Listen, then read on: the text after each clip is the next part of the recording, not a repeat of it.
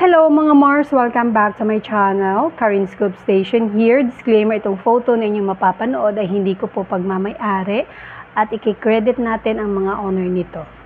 Without further ado, let's start!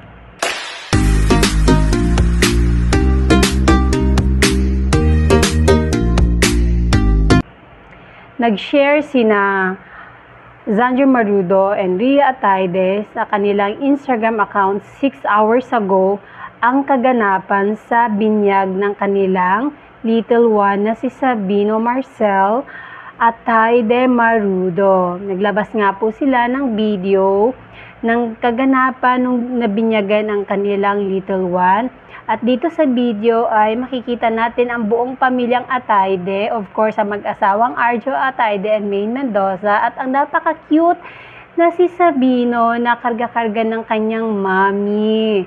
Ang cute na may caption ito, "Thank you to the ninongs and ninangs who said yes to being a part of the village that will raise our child. And thank you to the rest of the village who came and celebrate this milestone with us. We love you. We love you all and appreciate the love you have for Sabino." Ayun.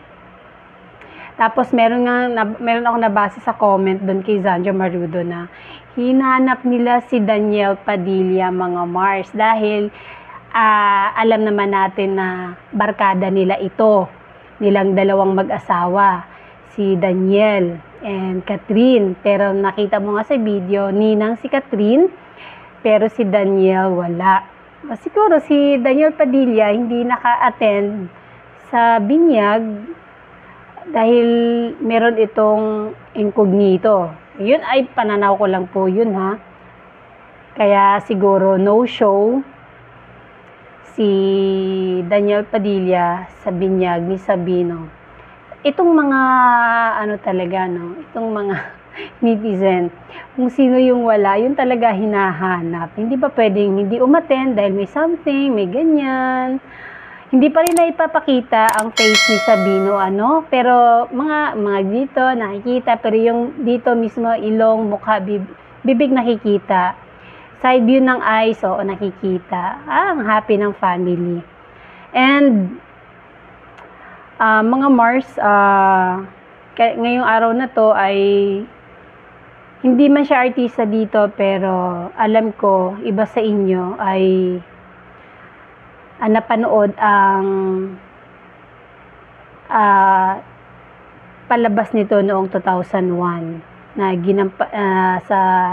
may title na Meteor Garden. Hindi ko po kasi ito napanood dahil itong year na to ay nasa abroad ako. Itong Meteor Garden na sikat si Sansai, or may pangalan na Barbie Sue. Pumanaw po siya ngayong araw na to. Siya ay 48 years old ayon nga sa kanyang kapatid.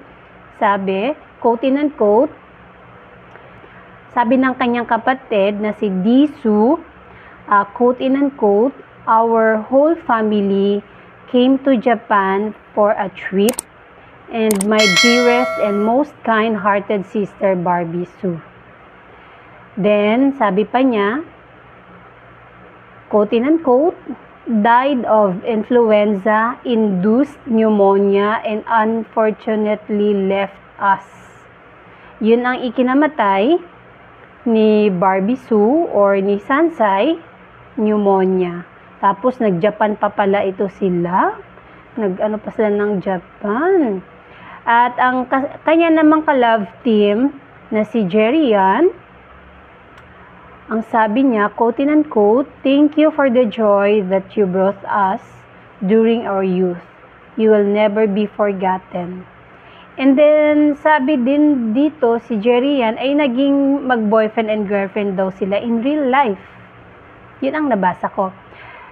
Tapos, itong si Barbie Sue ay meron siyang 2 anak. Ayun. Sad. Sa mga nakapanood ng Meteor Garden, na talagang alam ko, patok na patok to dito noon sa Pilipinas. Alam ko pinapalabas to every hapon eh. Talagang inaabangan ito. Kaya nung dumating ako nun dito sa Pilipinas na nagulat ako na ito pala ang bagong super trending na teleserye noon. Itong Taiwanese series na Meteor Garden. Kasi ang napanood ko, yung Korean version, si Lee Min-ho. Kung nagustuhan ko ang Lee Min-ho version or Korean version ng Meteor Garden, ano pa kaya ang original na Taiwan Meteor Garden? And that's it mga Mars. Thank you for watching this video. Please like, comment, share, and subscribe for more scoops. Bye!